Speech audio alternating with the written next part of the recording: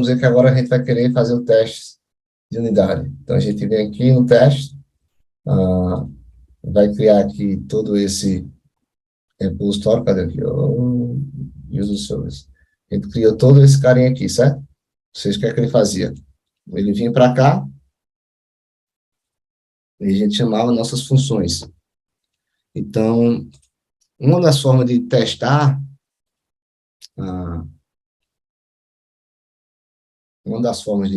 bem com o unit test é a gente utilizar a lógica de mock classes. No mock class a gente utiliza esse aqui, esse JS mock extend, que o que é que ele vai fazer? Ele vai criar uma classe exatamente igual, uma instância mockada de uma classe, com todos os métodos que a gente pode ter para a gente poder testar. Isso ajuda muito na hora de a gente testar, fazer o teste de unidade, certo? Isso aqui, ó. O que é que a gente fez aqui? A gente tem o user service, certo? E para a gente testar a teste de unidade, é importante a gente saber o seguinte: teste de unidade, a gente testa só o código específico daquele serviço, daquela classe, né? Então, o que é que eu vou testar aqui no meu user service? Eu vou testar se essa função aqui, ela foi chamada corretamente. Eu não preciso testar essa função aqui do create, nem preciso testar essa função do save, porque eu estou assumindo que ela vai funcionar. O que eu quero testar é a lógica desse método aqui do create. Então, o que é que a gente utiliza? Para a gente não ir até o banco de dados, a gente moca esse repositório aqui e a gente diz que a gente vai esperar um resultado específico do que foi dessa função. Ou seja, a gente vai dizer aqui, a gente vai criar agora um mock do repositório e a gente vai dizer, ó, retorna esse cara aqui só para dar certo. Ou lança essa exceção aqui só para eu poder chegar aqui e cair nesse catch. Ou seja, a gente vai mocar os resultados que que a gente vai trabalhar, certo? Como é que a gente faz esse mock? A gente usa isso aqui, ó. A gente pega do nosso GS. Vou botar aqui.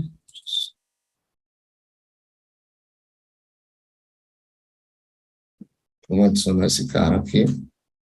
O nosso JS Extend.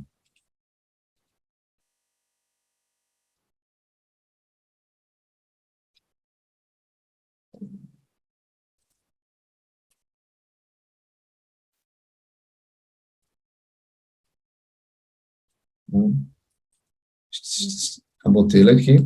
E, ó, no meu user service, eu vou dizer a ele, rapaz, eu quero que o meu user service, ele recebe aqui um repositório, certo? Esse cara aqui, eu tenho que injetar ele de alguma forma. Como eu estou trabalhando com o unit test e eu não quero injetar banco de dados, fazer todo o setup do TRM, eu vou só mocar o meu repositório. Então, quando eu fizer esse mock do repositório aqui, ele já vai trazer para mim todas as funções que eu tenho lá dentro e o que é que ela funciona, e como ela funciona. E aqui, eu vou dizer o seguinte, ó, eu estou injetando da mesma forma que eu vou pegar esse cara, que eu vou pegar no meu user service. Ou seja, aqui eu estou dizendo, ele injeta esse token do user como repository, e quando eu injeto isso, ele nada mais é do que um string onde eu consigo reutilizar ele em outros locais. E para pegar essa string em qualquer outro local, eu posso usar esse get repository token. Isso aqui a gente utiliza até para fazer providers customizados. Ou seja, eu estou pegando aqui o mesmo token, esse cara aqui ele vem do TempleRandom, eu estou pegando ele aqui o mesmo token que a gente vai injetar no repositório. Então, quando eu faço isso aqui, se eu tentar executar a função, ele já vai trazer para mim já vai injetar dentro do user service esse mock para mim. Então, aqui, sim, vou tirar o data do nascimento, vou tirar aqui do DOP.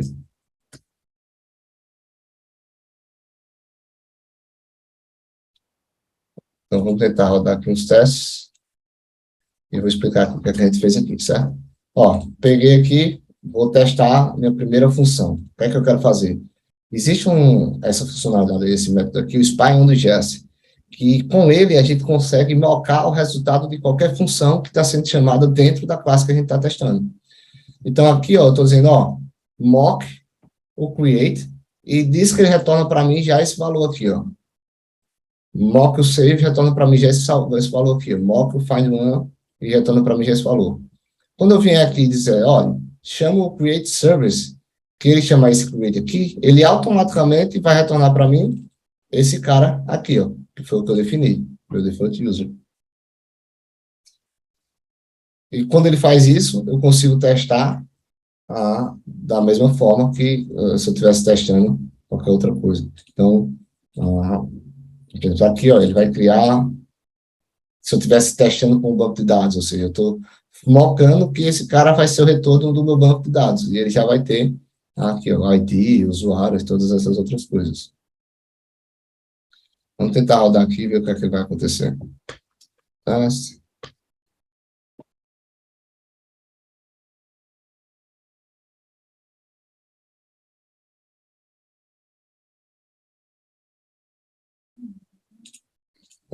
Botou zero entity user service.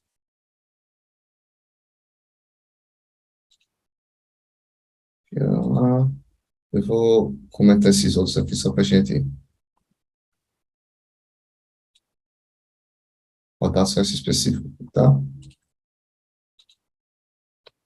Vamos ver o que é que acontece aqui, ó. Estou verificando, eu quero saber se ele conseguiu definir corretamente. Eu verifico aqui se o serviço foi definido. Aqui ele está reclamando aqui, ó.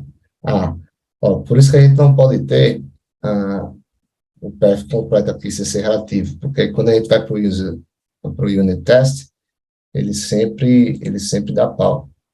Então a gente tem que vir para cá, use entity. Tem alguma extensão que auxilia a gente nesse sentido de dele, nos auto-imports dele já colocar o path relativo? Cara, tem como fazer isso com o lint. Com lint, né? Com o lint, o cara consegue configurar essa coisa do próprio Visual Studio, dá para organizar também. Eu comecei a organizar a Serap ele, mas não, eu acho que é só ajeitei ele para o próximo módulo, não ajeitei para esse. Porque realmente isso aqui é chato demais, cara. É massa mas assim, para aprender também que tem essas nuances, né? Se você Isso, exatamente. deixar o path absoluto, ele não vai reconhecer em alguns casos, né? É Isso, interessante nesse exatamente. sentido. Ó, já passou aqui, tá ligado? Então, por isso que é bom nunca, é bom sempre usar o relativo já por conta disso, porque tem algumas situações que não funcionam. Por exemplo, classe. Tem algumas classes, se você criar um index, por exemplo, do mesmo jeito que a gente faz com interface, tá ligado?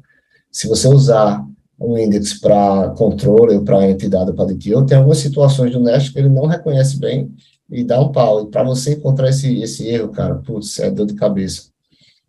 Então, eu uso normalmente o index só para interface e trabalho sempre com path relativo. Ó, eu crio aqui, ó, a gente vai criar. Vamos criar agora um outro que seria o de lançar o erro, certo? Ou seja, eu quero que esse create aqui, ele lance um erro específico. Então, eu vou mocar a implementação desse meu create. Vou botar aqui no map implementation once. Eu vou dizer que eu quero que esse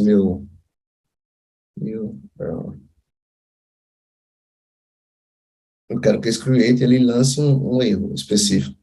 Quando ele criar esse erro aqui, ó, ele vai cair dentro desse meu exception e vai lançar esse erro de exception.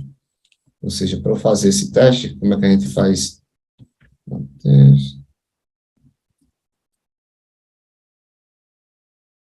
dizer aqui, ó, st rejects to true. Específico aqui. Pronto, o que é que eu estou dizendo aqui? Eu estou dizendo, olha, eu estou querendo, eu sei, eu estou forçando e estou explicitamente dizendo que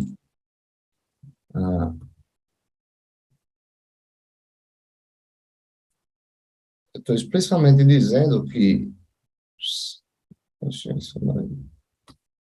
estou especialmente dizendo que eu quero que essa função aqui lance um erro. Por quê? Porque eu quero testar se ela vai realmente cair nessa linha de código aqui. Porque lembra que a gente está testando a unidade, então a gente está testando a unidade do método da classe. E tudo que é chamado internamente dessa classe, a gente moca ele e depois a gente cria, se precisar, um teste de unidade só para aquela classe, tá ligado? Por isso que é interessante a gente usar aquele princípio do KEYS, Keep Simple Stupid, né? Deixa os métodos bem enxutozinho, porque quanto mais enxuto o método é, mais fácil para você testar ele com teste de unidade. Então, aqui a gente vai testar aqui. Cara, tá grandão, né? Acho que... Vou botar aqui... Como é que tem esse cara aqui? Fechei. Fechei o primeiro. E botei esse camaradinho aqui. Isso aqui vai ser mais simples.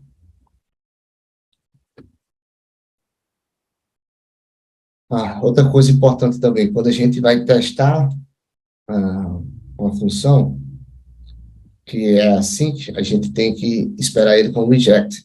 Aqui, ó. Se eu não botar esse reject e for fazer o meu unit test, ele vai dar erro. Por quê? Porque assim você testa uma função que não é assíncrona, que é uma função síncrona. Então, ó, ele vai dar esse erro aqui. Então, vou botar aqui o reject. A gente consegue testar, forçar aqui, ó. Aqui eu forcei para lançar o erro, e aqui ele entrou dentro do meu erro. Tá vendo? E se eu usar aqui, ó, o test curve, ele vai dizer todas as linhas que ele cobriu ou não para mim. Então, eu vou descomentar esses outros aqui e ver se esses outros estão funcionando direitinho. Vamos lá.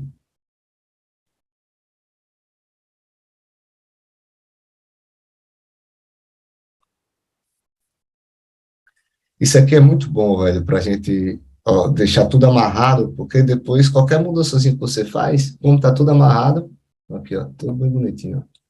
Aí se eu chegar, por exemplo, se eu chegar lá no meu create, por exemplo, certo? Se eu chegar aqui e eu dizer que aqui agora vai retornar um bad request exception. Aí eu fiz essa mudança aqui e não é nem coisa grande, mas isso aqui pode quebrar em algum canto do sistema lá fora. Só que aí, a partir do momento que eu rodei aqui, ó, o meu teste de unidade, ele já deu erro aqui, ó, em alguns testes. Ele disse, ó, bicho, deu pau aqui, alguma coisa aqui. Então, significa que tem alguma coisa errada. Então, eu vou lá, organizo meu código, já organizo tudo, antes mesmo de liberar para produção. Porque depois disso aqui, para a gente testar, a gente teria que testar pelo Postman, criando um desse jeito, criando um perfil que amarra, não, e tal, né? Então, aqui a gente consegue, se acaba criando esse costume de tudo a gente testar com o teste de unidade, velho, a gente economiza muito tempo de desenvolvimento. Muito tempo mesmo. Ah, cara, acho que é isso sobre testes. Ficou claro como é que funciona essa questão de mockup, a gente fingir o retorno de um método, de como é que essa parte funciona. Sim, de certa forma eu fazia isso meio que na mão, né? Normalmente a gente... Né? Tipo, quando a pessoa não tem a vivência, assim, né? É porque, por exemplo, o projeto que eu trabalho, ele esbarra no meio que numa burocracia que para o projeto não é interessante fazer esse tipo de teste, mas se você conseguisse fazer, imagina o quanto de erro a gente mitigaria, né? Exatamente. Nesse processo, tipo, Deve ser bem é muito bacana. massa. É. Uma vantagem, porque assim, ó, a gente fez o create aqui, certo? Como é que a gente testaria esse create, por exemplo? A gente tem que ir lá no Postman, aí a gente tem que vir aqui, botar o dado, criar. Como é que eu testo isso aqui? Eu tenho que mudar isso aqui. Agora como é que eu testo com o usuário duplicado de não sei o que? Ou seja, a gente teria que fazer vários tipos de teste manualmente e toda modificação que a gente tivesse naquilo, a gente teria que fazer todas novamente manualmente, né?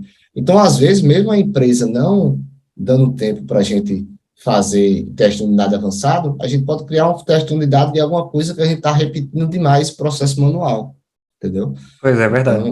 Então, se a gente está repetindo demais o processo manual, talvez tenha alguma forma de automatizar isso aqui, para que a gente foque apenas na lógica e não precise ficar tão repetindo, criando a mesma coisa.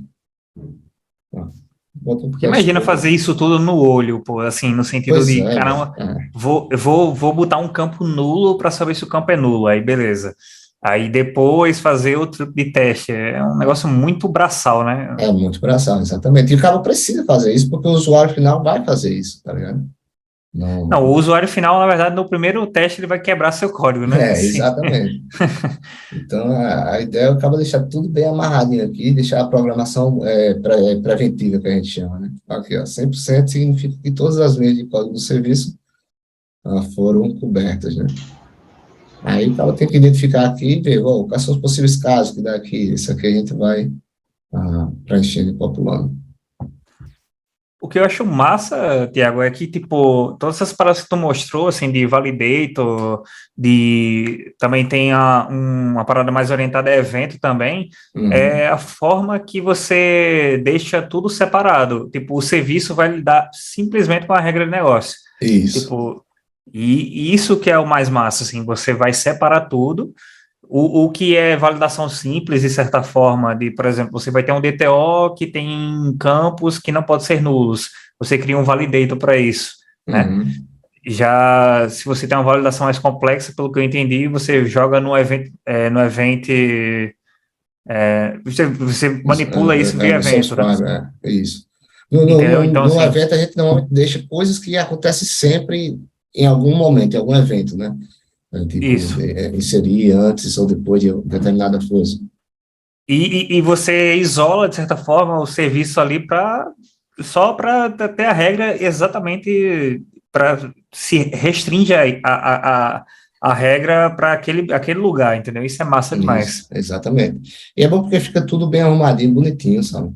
E outra coisa, quando você padroniza o nome das coisas, cara, você copia, cola, dá um replace all, ele já modifica tudo para você e já está tudo pronto, tá ligado? Ou seja, o cara cria um Para dar CRUDzinho manutenção, aqui, né? você cria um CRUD básicozinho aqui, em 10 minutinhos você cria um CRUD, cara. Aí depois é só você organizar os DTO, botar as informações direitinho do Swagger, né? Porque aí começa a ficar tudo bem organizadozinho, bem bonitinho.